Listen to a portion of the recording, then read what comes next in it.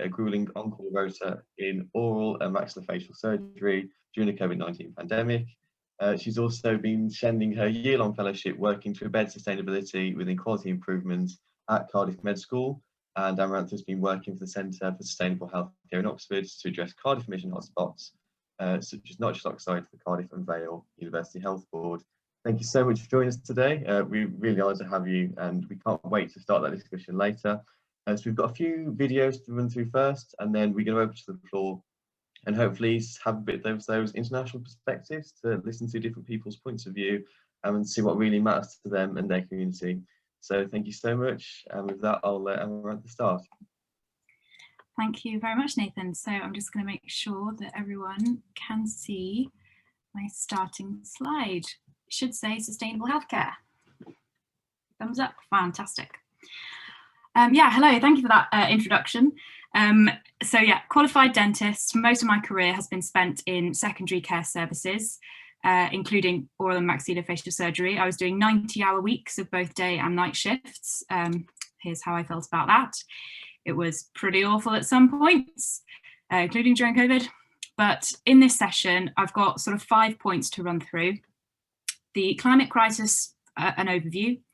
The climate crisis and its effects on health on a local and global scale, how healthcare affects the climate, who's working on the problem, and how can you do something about it. If you enjoy the session, please feel free to tweet me, and any constructive feedback I'll appreciate via an email. That would be great, rather than Twitter.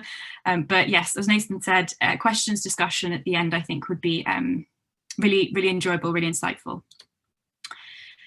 Before we go into that, everyone thinks of the term sustainable healthcare, but does anyone actually know what it means? So sustainable healthcare, as a definition, is the goal of sustainable healthcare to meet the needs of patients and populations of the present without compromising the ability of future generations to meet their own needs. So this is now actually enshrined in Welsh law.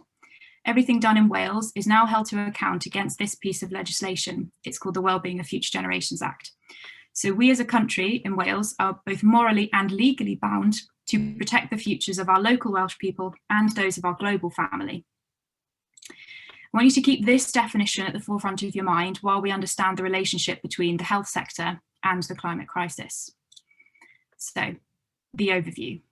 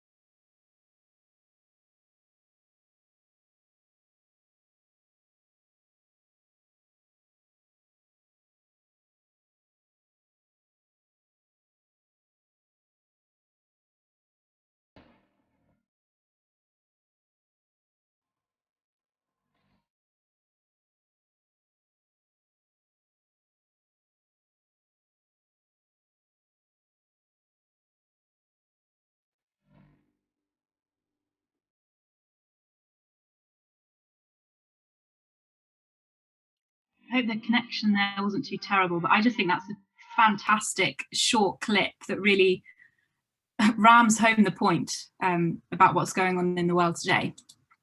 So let's go through a few facts. The human population is healthier than ever before, but to achieve this, we have exploited the planet at an unprecedented rate, and a growing body of evidence shows that the health of humanity is intrinsically linked to the health of the environment. But by its actions, humanity now threatens to destabilize the Earth's key life support systems. We, human beings, have converted about a third of ice-free and desert-free land surface of the planet to cropland or pasture. Half of all accessible freshwater is appropriated for our use. 2.3 million kilometers of primary forest has been cut down by humans since 2000. 90% of monitored fisheries are harvested at or beyond maximum sustainable yield limits. And Nathan did mention the Seaspiracy documentary that's been released recently on Netflix. and concentrations of greenhouse gases are at their highest levels for the past 800,000 years. The modern world system, beginning with horrific colonization and industrialization, set off a series of social transformations that have increasingly destabilized the function of the natural system that supports us.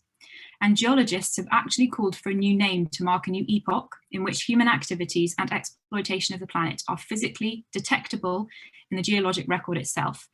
And they've called it the Anthropocene. So the United Nations, they have a framework for the Convention on Climate Change, and it's an international environmental treaty addressing climate change. It was negotiated and signed by 154 states, including the countries from which today's audience hails. So the convention reports on how and why we should cap global warming at 1.5 degrees Celsius.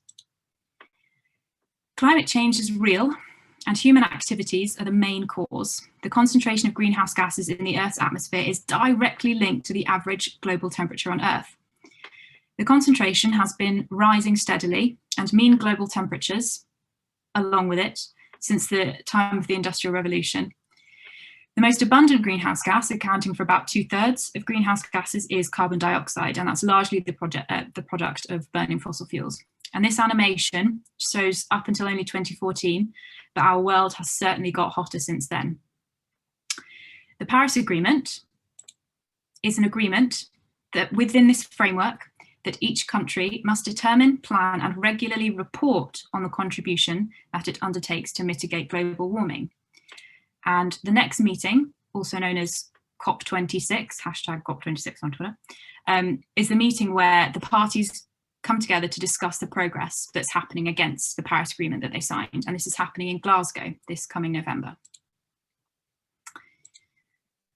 At 1.5 degrees C of warming, the climate models predict devastating impacts, but every fraction of additional warming beyond 1.5 degrees C will bring worse outcomes to life, livelihood, social structures, and ecosystem supports. Insects, vital for pollination of crops and plants, are likely to lose half their habitat at 1.5, but this becomes twice as likely at 2. 6 million people currently live in coastal areas vulnerable to sea level rising at 1.5 degrees, but at 2 degrees, this would affect 10 million more people by the end of this century. Sea level rise will be a metre higher at 2 degrees than at 1.5, and the frequency and intensity of droughts, storms, and extreme weather events are increasingly likely above 1.5 degrees C. How is the climate crisis affecting health, our patients, and us? So climate change has the potential to undermine the last 50 years of global health gains in public health. And this illustration from the US Centre for Disease Control shows how. The impacts of climate change on human health are unequivocal and potentially irreversible, and they disproportionately affect communities least responsible for climate change, and those people who are most vulnerable in society. The WHO has already found 150,000 people are dying as a direct result of the issues shown here, and this will only increase to 250,000 people by 2050 if we don't do anything. COVID-19 is another frightening example of how the destruction of biodiversity and the shortening of food chains leads to novel pathogens. Pandemics will only occur and recur more often if we don't do more. From a personal perspective, this is where I live. Sea levels rising will result in the destruction of my current home in Cardiff. I live around here next to this yellow line. The red area denotes flooding, and this makes Cardiff the 6th most susceptible city in the world to the impacts of climate change, and that's 16 places above London. It's highly polluted. Health services the world over are under significant pressure. The future of healthcare will depend in part on the adaptive capacity of hospital infrastructure to respond to the physical and health-related impacts of climate change.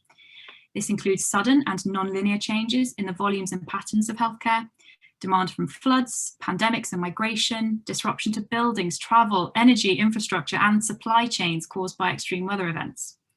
COVID-19 has provided just a taste of these demands and constraints, as have extreme weather disruptions to healthcare, where hospitals need to be evacuated, medical equipment can't be produced, and medical services can't be performed. But the healthcare system itself, unfortunately, is not without blame.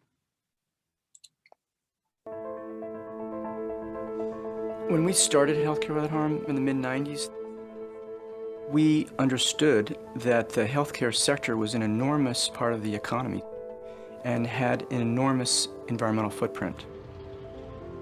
Every year, hospitals generate millions of tons of waste, and much of it is toxic. The most amazing thing we learned was that the healthcare sector was the largest source of dioxin emissions in the country from medical waste incinerators. It was responsible for a large amount of mercury pollution. Hospitals were also damaging the environment in a number of other ways, ranging from the way they designed and built their facilities to the chemicals they used. So that was an incredible irony and a teachable moment, because if you want to detox the entire economy, where do you start? You start with the sector and with the people who have an oath to do no harm. So healthcare is actually part of the problem, and healthcare activity itself, if you think about it, it can undermine a society's capacity to build health itself, as healthcare is often able to commandeer funding at the cost of health protection and illness prevention. If the global health sector were a country, it would be the 5th largest greenhouse gas emitter on the planet, ranking just behind Japan. In the EU, health systems produce about 5% of EU carbon dioxide emissions. In Australia, it's been estimated at 7%, and in the US, as high as 10%.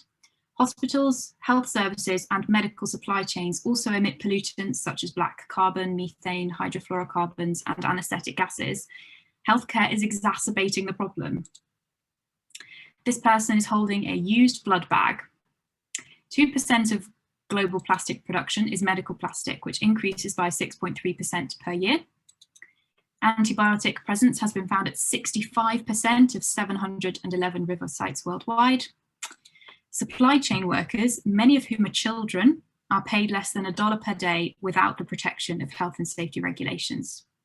The medical waste you see here harbours germs that are easily spread through water bodies, eventually contaminating the global food chain of which everybody is a part. And a paper recently published this month has found the carbon footprint of PPE used in England alone during the first 6 months of the pandemic has been equivalent to flying from London to New York 244 times a day. So we, the healthcare sector, need to look at our own shortcomings. The carbon footprint for NHS Wales for 1819 exceeded 1 million tonnes of carbon dioxide emissions. And unfortunately, from my work in carbon hotspotting, that's a severe underestimation. But we talk about tonnes of carbon dioxide and it's a bit theoretical. So this 3-story tall cube, actually on the a Scandinavian bay as part of an art installation, tries to demonstrate what a tonne of carbon dioxide looks like. So 3-story tall house, you know, with your average family living inside it. Therefore, 1 million of those 3-story houses together would represent just one healthcare system. And that's pretty staggering. And I appreciate that what I'm talking about is quite traumatic and it's quite overwhelming information. So I just want to move on to how we can address and deal with the problem.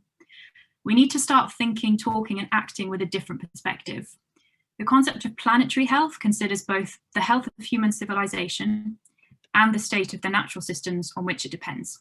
So it's the recognition that human and natural systems fundamentally interconnected, and it reflects the concerns of other health movements. The planetary health movement aims to enable just, equitable, and sustainable modes of living on our planet.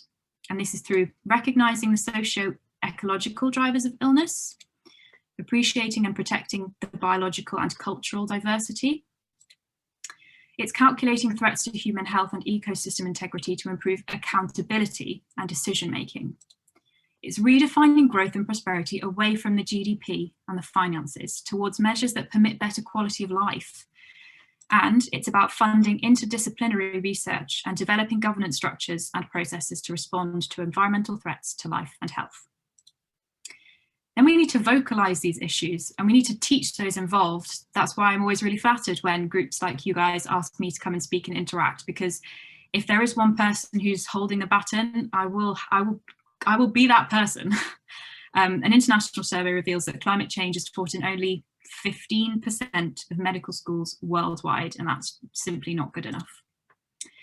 So the Association for Medical Education in Europe, they've recently published their recommended consensus on getting this subject into medical schools to provide a global, collaborative, representative and inclusive vision for educating an interprofessional healthcare workforce.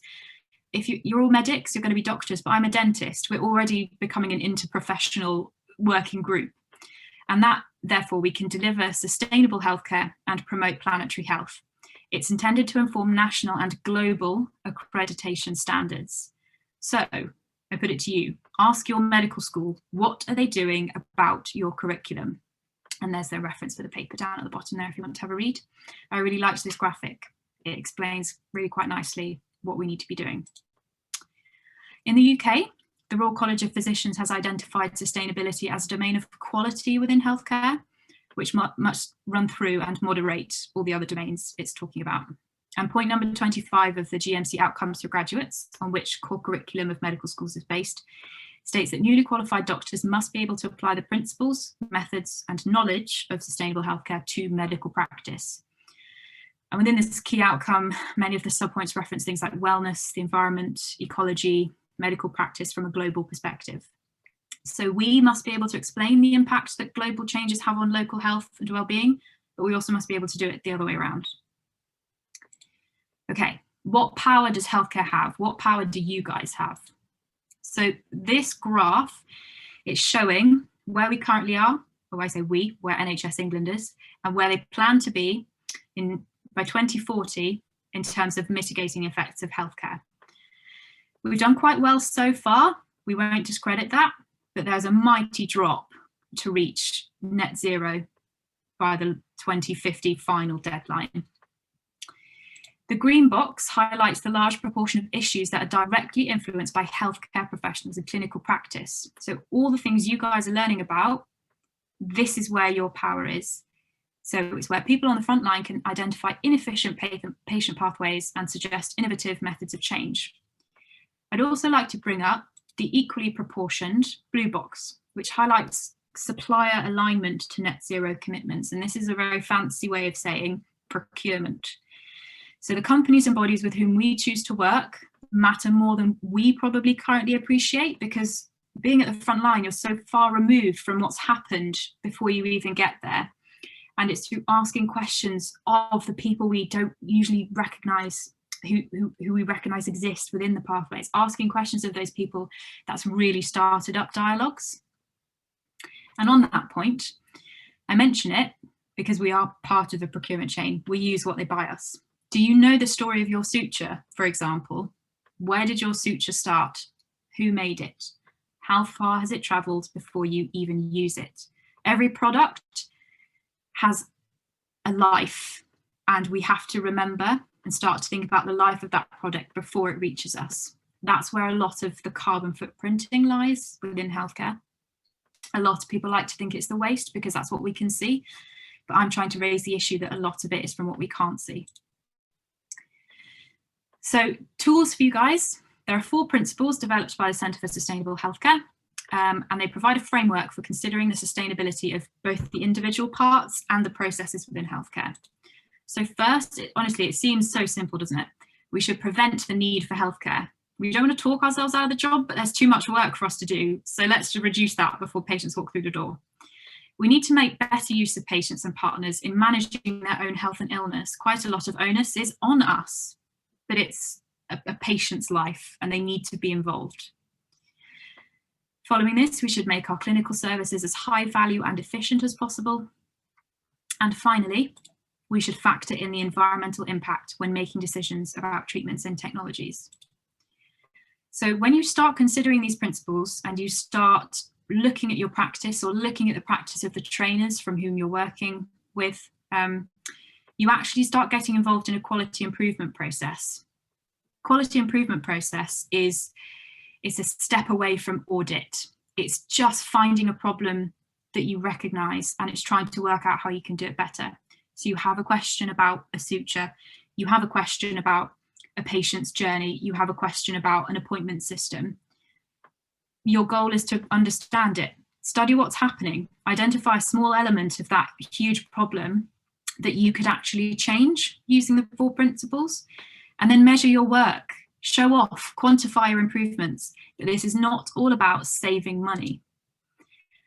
Considering and creating more sustainable health systems involves redefining what value means to us. So sustainable value explicitly considers the environmental, the social, and the financial impacts in relation to health outcomes for both patients and populations. So this past year has definitely helped me reconsider how I value things. And the bottom line that we hear a lot in, big city slickers is the key financial phrase, because resources are often used as a shorthand for financial costs, whereas in reality, we need to think of the triple bottom line. We're equally reliant on social assets like networks, staff, carers, patients, and the environmental resources. If you'd like to find out more about how you could measure these two impacts in any of your projects, this website, SUSQI, is a free website, completely free. It has resources, it has templates for helping you work out these parts of a project that you're looking into. And it also has case reports where healthcare professionals have already used these principles to change health practices. It's a great website. In summary, sustainable healthcare encourages a more holistic perspective. We need to make sure that we're considering the needs of the entire population, not just the individual patient. We need to think about preventing illness and building health and resilience. We need to make the best possible uses of finite resources. Most importantly, it can no longer be about the financials alone. We need to account for the environmental and social aspects. So the quote from the gentleman about the impact of healthcare is from this organisation. I encourage you to follow up from this session if you're interested by reading about the work of Healthcare Without Harm. For 23 years, it has advocated for environmental health and justice, reducing toxic chemicals and generation of waste in healthcare, while transforming the supply chain and fostering climate action. They also provide case studies, sustainable guides and support networks. And Cardiff and Vale Health Board, where I'm based, has just become a member, thanks to some advocating. And UK hospitals, if you're looking to be a part of it, that's within the European network, and African countries fall under the global network. So in 2015, the Lancet Commission's conclusion, tackling climate change could be the greatest global health opportunity of the 21st century. And it highlighted the need for a global monitoring system with the ability to engage policymakers and support health professionals.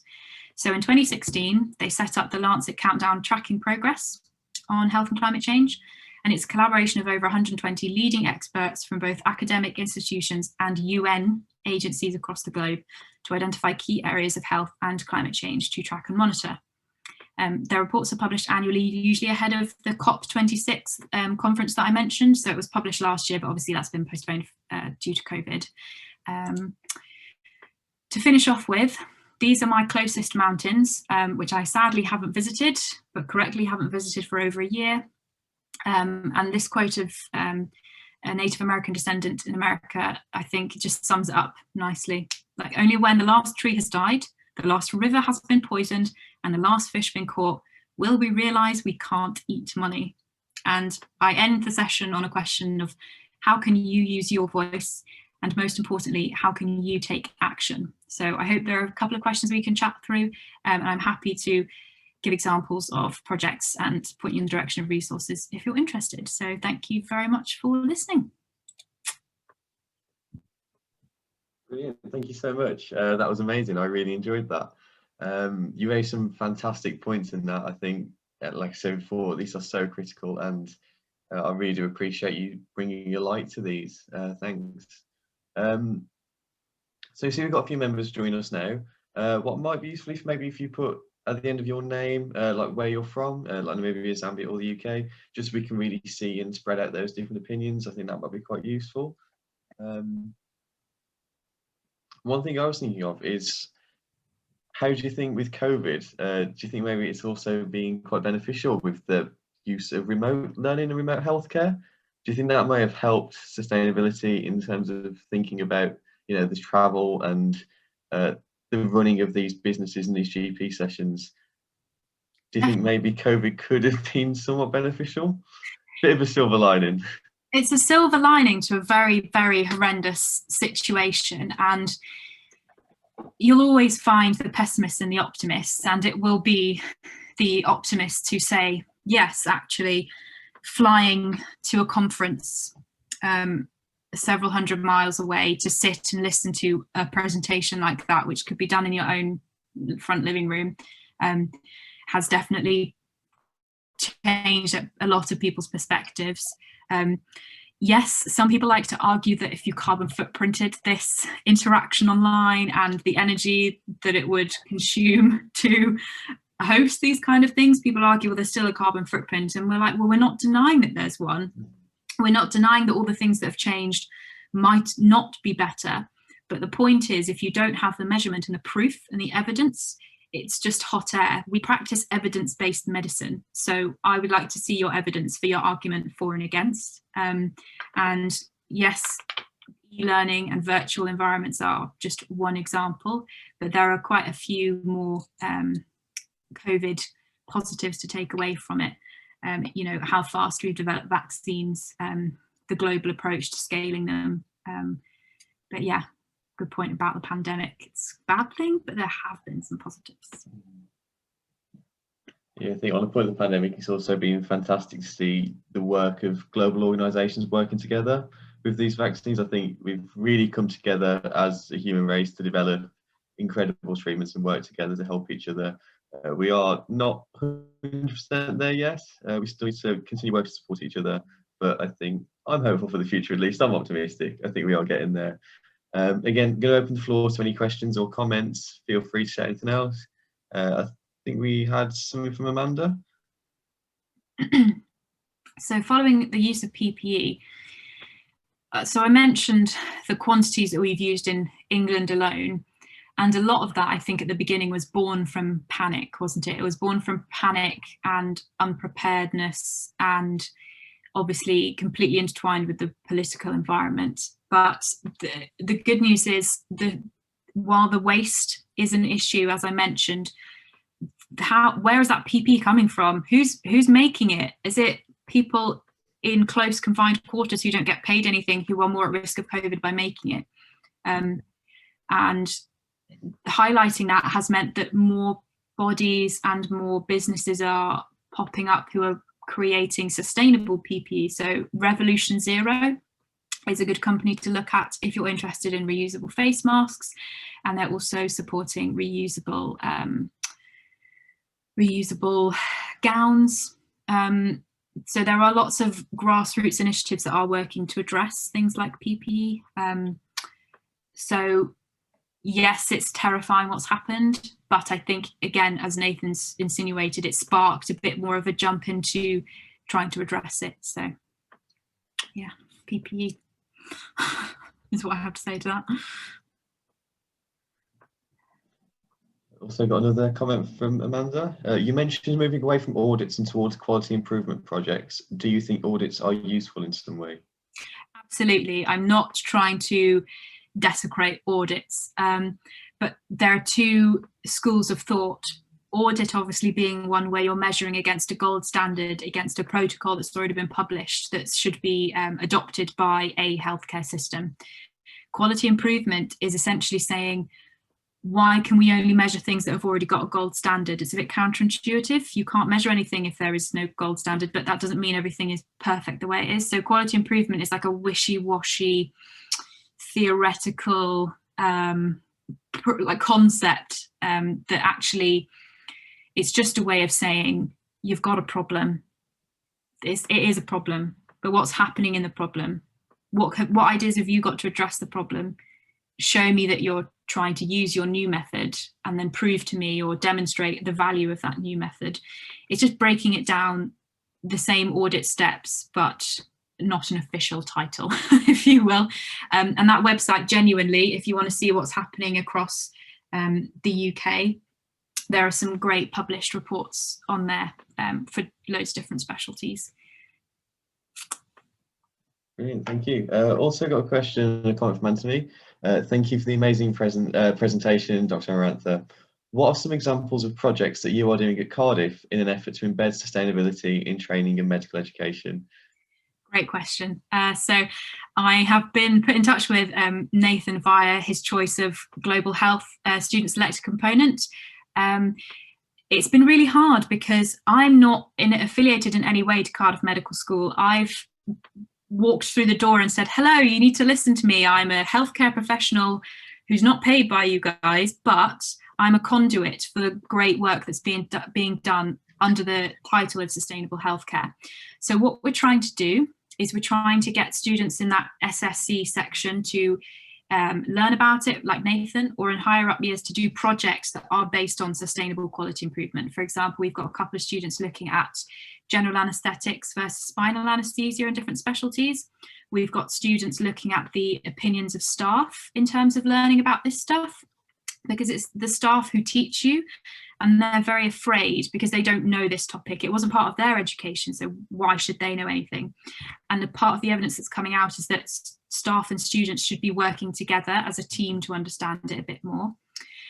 And then the final year students, I'm actually hosting a 2-day conference where we're going to try and debate the topic and get them involved in their opinions, because people can, nothing is proven, is it? You're only hypothesizing until someone disproves it. So it'll be interesting to see how the students react to this before they go, just before they go into the foundation training in the UK. And a whole other initiative from Cardiff is that students have come to me saying they want to look at the planetary health report card. So they have found an initiative that started in America that looks to assess the curriculum and how they're measuring up against a standard set of directives. So that's another thing you could look at if you want to assess your own curriculum in your own medical school, is the planetary health report card. Have a set standard, and you can take it to your board and say, hey, what are you doing about this? So yeah. Brilliant, thank you. I think that also fed in really well to Amanda's question on, can you give us examples of what are being done by students? Yeah, I think what you said I thought was really important about bringing students and teachers together on this topic. Again, it is a problem that affects us all, and I think that is the problem. No one really has the understanding about it, and I think people are quite frightened to get into it because it can be, like you said, a very heavy-hitting topic. And you know, I think we focus a lot on our responsibility to patients biologically, but not really thinking about the impact our work has on the globe and on everyone via that. You know, we get our medicines from plants and across the country. It's everything's so intertwined, and it's so important. We do have a really interesting question for you. What got you interested in sustainable healthcare? Was there one big event, or has this been building up on you for a while? I have to say, Priya, great question, because I've not actually been asked that question before. I have to say, I think personally, when I was doing those terrible shifts, my commute was at least 45 minutes into the mountains of that final picture I showed. And it took a lot out of me, the driving, the cost of the fuel, the fact that I knew it was only me in a car. And I felt really embarrassed that that was what was happening. And then in your personal life, for example, near me, there's a meadow, and that meadow has been, ironically, tried to be sold to a health board to demolish it and build a new hospital. And I just thought the two don't coincide, because, again, evidence is out there showing that access to green spaces and environmental and ecological diversity not only reduce the inequalities gap between the people who live in that area, between the families who live in council houses and the families who live in big detached houses. Having that green space reduces the inequity between them, and it improves both groups' healthcare and quality of life. And knowing that and seeing that campaign, I just thought, well, that's it. And then this position came up as part of the fellowship and the project, and I just thought, right, that's it. I've got to have it because I need to understand more about this. And it was a great opportunity. So I think probably, to answer Priya, it was an accumulation, and then the final straw was the ridiculousness of that hospital destroying green. Oh, I think that's brilliant. Also raising a very interesting point for Amanda. I think the issue is that students, we can't make significant change, but we think we can't make significant change. I mean, if no one's gonna, like, if we can't do it, who will? If we can't change our curriculum, who will?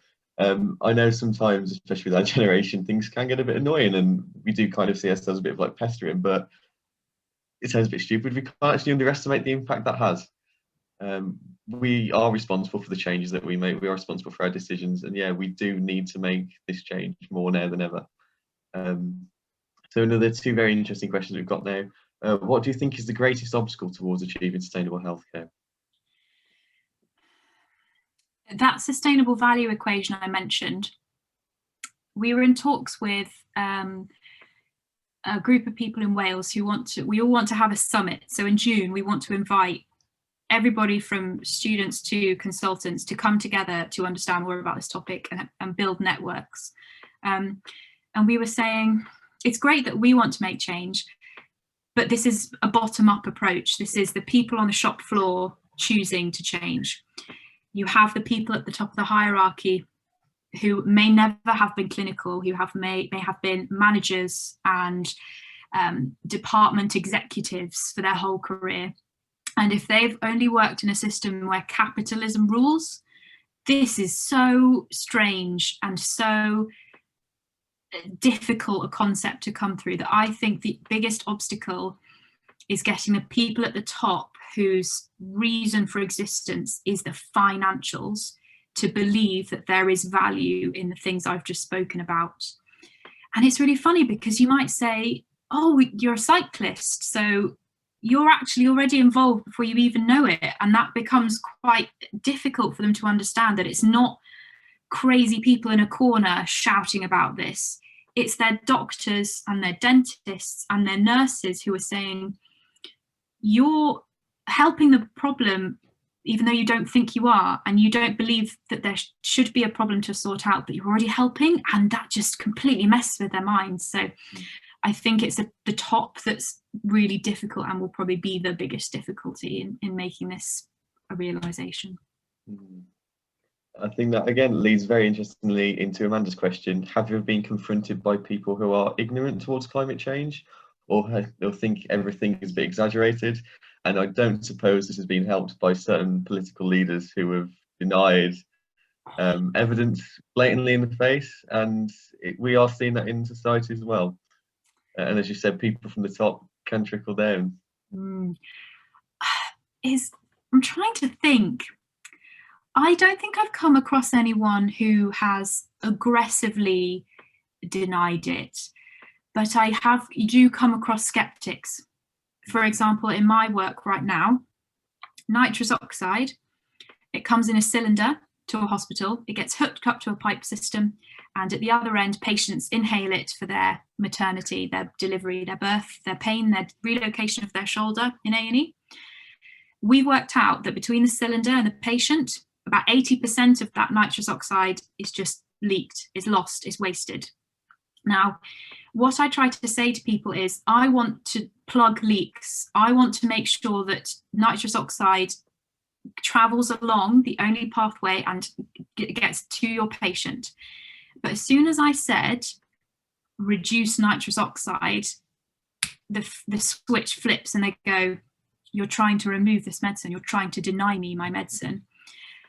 And it's really hard to take people on a story in a snap conversation, which is why things like this are really good, because I hope that I've provided a well-rounded view of the situation. And what I've learnt is when you come across those people who are skeptical and who don't believe, you have to take them on a story and you have to know what pushes their buttons. You have to understand a lot more about them before you can address their beliefs and their values. And usually you find common ground, like I said, without them knowing it's common ground. And that's when they get a bit rabbit in the headlights and then they go, oh, okay. But it doesn't happen for everyone, because there are just some people out there who will not listen. We just have to make it really hard for them not to do it, because we're the ones who are making the change. Brilliant, thank you. And as also said, there was a recent conference about sustainability in healthcare, which also emphasised so much on digital health. Do you think technological innovation is another tool to improve climate change, or do you think it would be the main tool? That's a tricky question. I know a little bit about technical innovation, and I've watched quite a few TED Talks on it where they use it as an example that helps prevention, monitors conversations, consultations, alerts. So with anything, I don't think we can rely on one thing as a main tool, because by relying on one main tool, you're already moving away from sustainable healthcare. If that one tool fails, what have you got to back it up? That's the key to building a resilient healthcare system, is that you have all the parts that you rely on, but if you rely too heavily on one, the house of cards falls again. So I think I'd probably answer that question with another tool as the answer. Oh, that's been brilliant. Thank you so much. I think this might be a great time to wrap up our discussion. I think you've done an absolutely fantastic job. Thank you so much for coming again. I think we do underestimate the impact that our community as a globe has. As interconnected as we all are, we sometimes detach ourselves from that when we just see a patient in front of us or just work in the same hospital. But we are so interlinked, and I think that's where fellowships and organisations such as this, where we're meeting other people from across the globe, are so important. And while there hasn't been very many of us in this session, I definitely think that the impact you've had on each and every one of us has been huge. I think I can say personally, I've found this absolutely amazing. It's definitely made me consider many different points. I would just like to end on just saying one little quote. I am stealing this from Seaspiracy. I didn't think of this myself. But one person can't do everything, but everyone can do something. And I think that's where we all need to take this away and spread that in our own practice and the communities that we are in, because we can make a difference. And as we've said so many times, it's never been more important than now. We have had one final question. Do you think you will bring about more change as a sustainable fellow as opposed to going back to your practice as a dentist?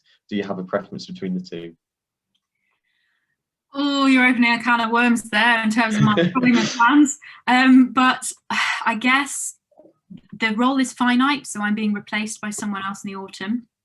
But I'm trying really hard to finish off the work I've started in terms of nitrous oxide.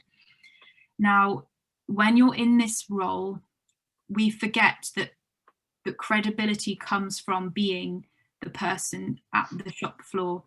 And I worry personally that if I didn't go back to practice, I would lose that credibility as becoming an academic. So I have to understand if the balance is part of my future. So Anthony, I don't know, man, you're asking me a question everyone in my family's asking me and I can't answer it.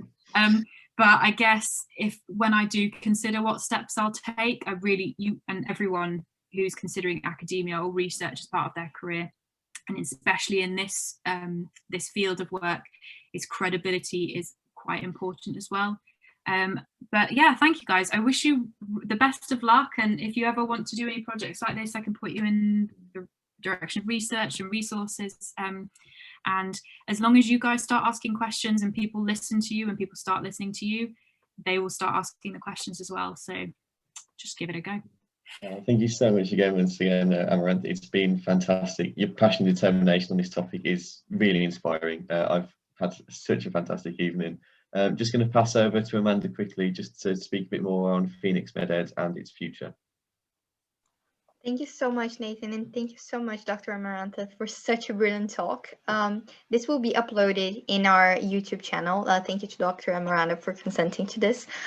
So if you thought that this was enlightening, this could help other people, share it with your friends, share it with your family. I think we need to get the word out about this issue and how we can sort it. So keep your eyes on our YouTube page so that it's going to be uploaded and you can share it around. Thank you again for Nathan and to Nathan Priya for organizing this amazing event. And I just wanted to quickly mention that Tier 3 applications for Phoenix MedEd are going to be opening from tomorrow. We have 4 positions open for social media, outreach, logistics, and design. So if you are interested in getting more involved with Phoenix MedEd and what we do, we're going to be posting the descriptions of each role tomorrow and also the form for you to submit your application. So hopefully you will be more than happy to take you in.